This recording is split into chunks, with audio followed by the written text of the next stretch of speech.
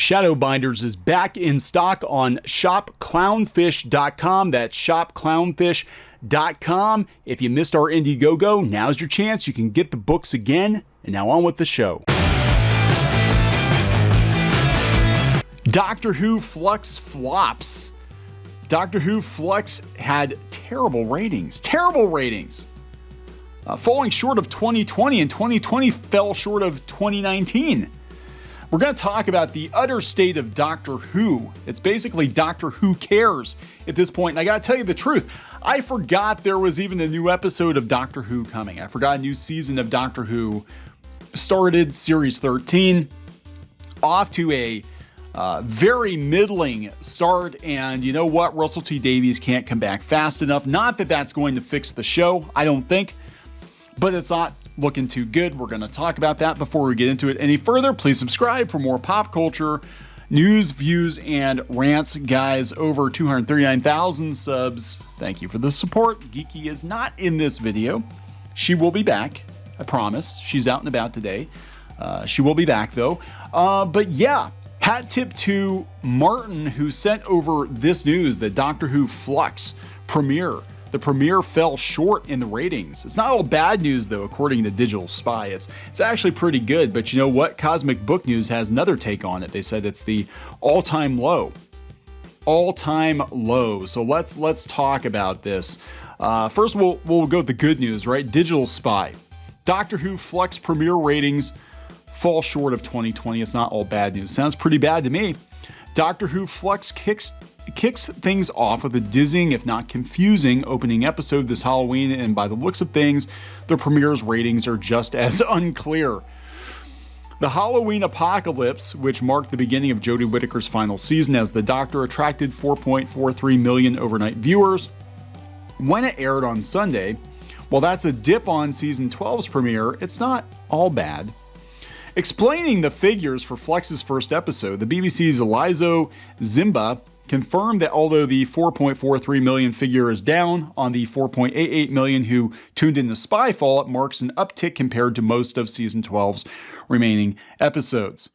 Oh God, I love how they do this. Every time the ratings drop on Doctor Who, they always try to come up with some really elaborate reason as to why. Like, you're not getting the full picture. You don't have all of the pre-recorded data yet. You don't understand. It was up against a really popular show or something. As Flux is a 6-episode arc rather than a standalone story, there's every chance those numbers could rise. If the one overall storyline cliffhanger format keeps figures at this level or sees a rise, it will be excellent news.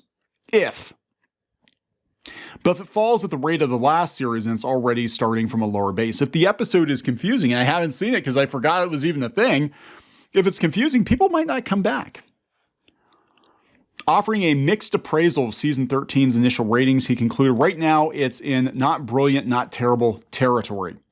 Raw data aside, the overall audience response was largely positive, with viewers praising the high-stakes wibbly-wobbly drama and the introduction of the Doctor's newest companion, Dan. Dan and the Doctor. Rave reviews. Yeah. Now, Cosmic Book News has another take on it. Of course they do. They're just negative. They're just negative over there. They're just a bunch of haters. Doctor Who ratings at all-time low for the Halloween Apocalypse, coming from Matt McGoyne at Cosmic Book News. The Doctor Who ratings are again terrible and are at an all-time low with season 13's first episode, the Halloween Apocalypse. The first series premieres. Halloween Apocalypse marks the lowest rating for any of the new Doctor Who series, as only 4.43 million viewers tuned in on Sunday night. Yeah, usually how it goes with Doctor Who is the first episode of the season, it, starts off pretty strong, and then, people decide whether or not they want to watch any more after that, and then you might see an uptick at a cliffhanger, and then the very last episode, sometimes you'll see an uptick again. We didn't get that uptick, I don't think, last couple seasons with Jodie Whittaker. Usually they're, because it didn't feel like there were enough stakes. Actually, the stakes were bigger with Jodie Whittaker's run as the Doctor because they retconned the whole damn thing. Anyway. For comparison, season 12's first episode saw 4.88 million viewers, and Jodie Whittaker's first full episode back in 2018 for season 11 drew in a whopping 8.20 million viewers. So that's a 50% drop since Whittaker's debut. Half the audience has checked out. Checking back on the season 12 ratings, the 4.43 million number for season 13 isn't the lowest possible.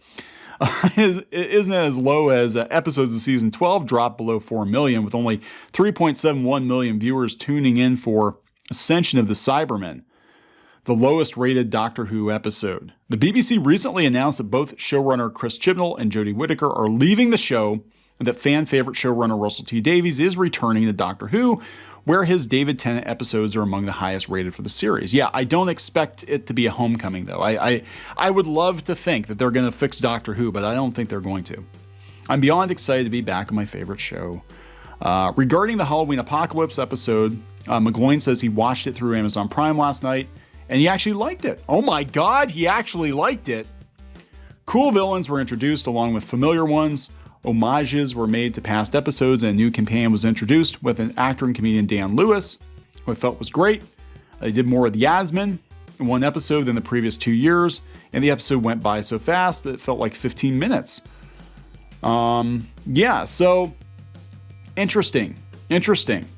So I don't know. I mean, it might just be a case of like the damage is already done. Even if they get their shit together with Doctor Who, even if Russell T Davies comes back, it might be that the damage is done and we're not going to ever see Doctor Who return to, the Russell T Davies era proper, the early Moffat years in terms of popularity. It might just, kind of fade away like the Tardis. I don't know, guys. We'll see. I don't expect this series to do very well. I totally forgot about it. I mean, this is literally the first time I've ever forgotten Doctor Who was coming back. I used to count down the days until Doctor Who came back, and I'm just like, oh, yeah, there's some new Doctor Who?